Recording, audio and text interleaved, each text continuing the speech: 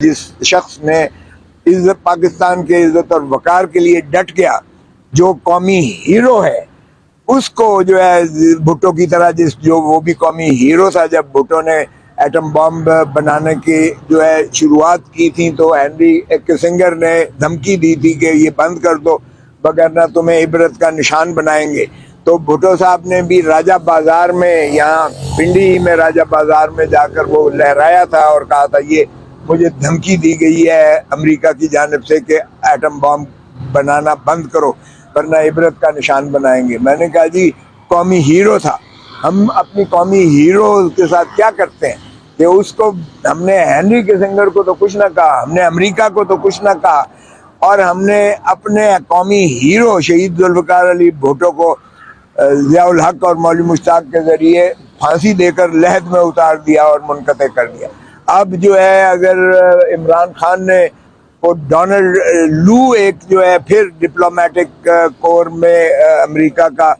جو بیوروکریٹ ہے، وہ اگر ہمارے امبیسڈر کو، پاکستان کے امبیسڈر کو کہہ رہا ہے کہ اگر عمران خان کو آپ چھٹی کر دو گے، یعنی عمران خان کو وزارت عظمیٰ سے آپ ہٹا دیں گے تو امریکہ آپ کو معاف کر دے گا۔ یہ ہے سائفر۔ اور پھر اگر اس سائفر کے ریئیکشن میں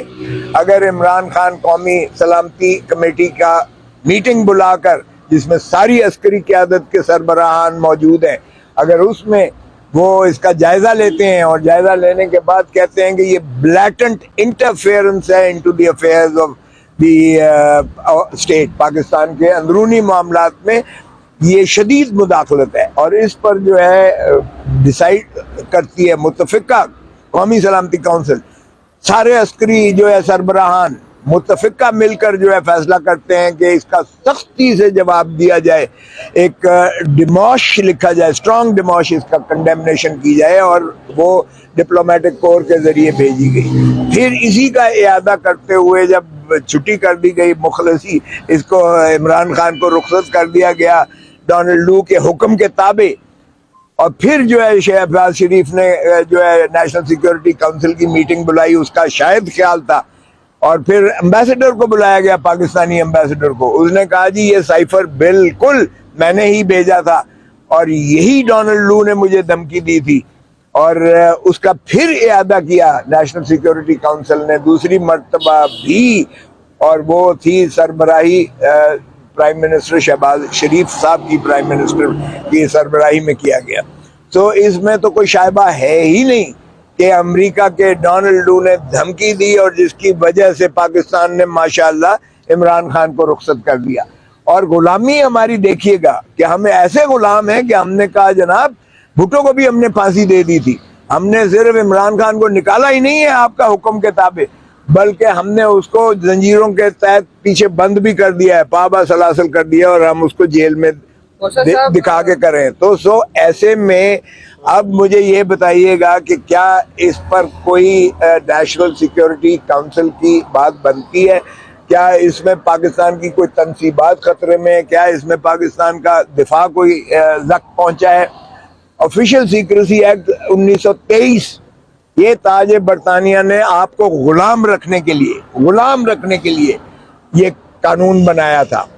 اب ہم تاج برطانیہ کے غلام تو نہیں ہیں، اب ہم ایک اور سپر پاور کے غلامی کر رہے ہیں، اور اسی قانون کو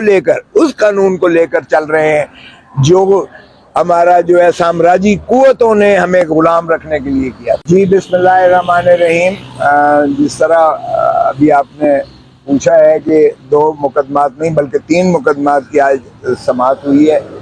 ہم نے ایک تو سائفر والے میں درخواست دے رکھی تھی یہاں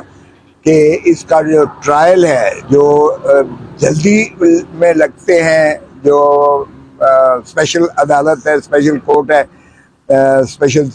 یہ جو آفیشیل سیکریسی ایکٹ کے تحت جن کو صورت کے ساتھ 17 تاریخ انہوں نے رکھ دی ہے فرض جرم کے لیے، ہم نے اس میں استدعا کی کہ ہماری کواشمنٹ پٹیشن جو پینڈنگ ہے کہ ان کو کارروائی کو کالعدم قرار دیا جائے، غیر آئینی ہے، غیر قانونی ہے، اور اس کو جو ہے یہ پاکستان کی عزت اور ناموس کا جنازہ نکالنے کے مترادف ہے، اس کو جو ہے وہ انجنکٹ کیا جائے، ختم کیا جائے، اور اس کو جو ہے کالعدم قرار دیا جائے۔